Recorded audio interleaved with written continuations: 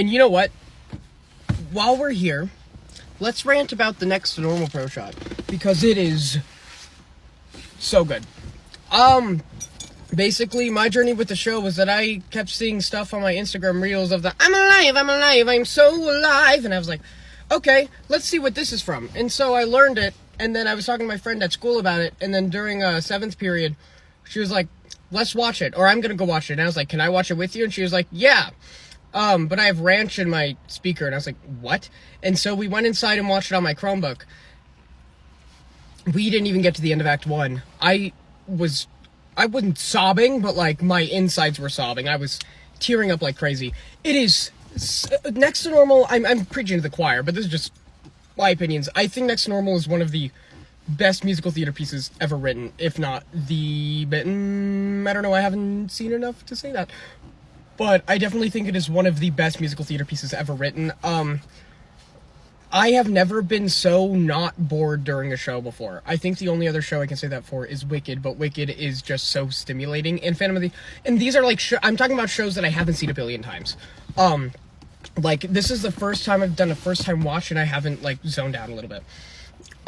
It is just so good from top to bottom. And it's such a great cast. And, like, I've been listening, my teacher gave me a bunch of CDs, and, like, she gave me, like, one of these, and I was like, okay. So it was just Act 1. And so I'm listening to it after I saw the Proshot and stuff, and I'm like, whoa. I sang I'm Alive for my choir final. And it's such a great show. The blocking, I've never seen a more well-blocked show and a more thought-out production. And it seems, there's one thing about West End theater that Broadway lacks, and that's the authenticity. There's so much reality, and this might sound rude, but British people in theater look like normal people. Like, specifically in the more, like, down-to-earth productions. Like, they're not, like, I guess they know what an iPhone is. It's not like that sort of thing. But it's like, they look like normal people.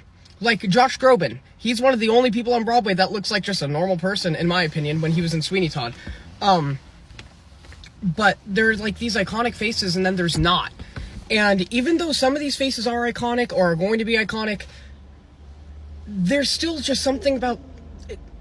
It's so raw and so well put together. I think that this new interpretation of the show, compared to what I've seen of the original, is a significant improvement. As someone who struggles with mental health issues, it's an accurate representation of, even though I don't have some of the ones represented in the show, when they're talking about medications and stuff, it's like, that stuff is real, and I really like how accessible they made it, to where, like, I can recommend this to people, even if you don't like musicals. This is one of the only musicals that I will say, even if you don't like musicals, you'll enjoy it.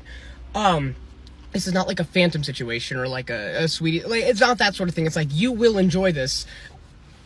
You will find the value in it. There is a value there that is lost in some other musical theater stuff, especially modern musical theater with constant revivals and stuff.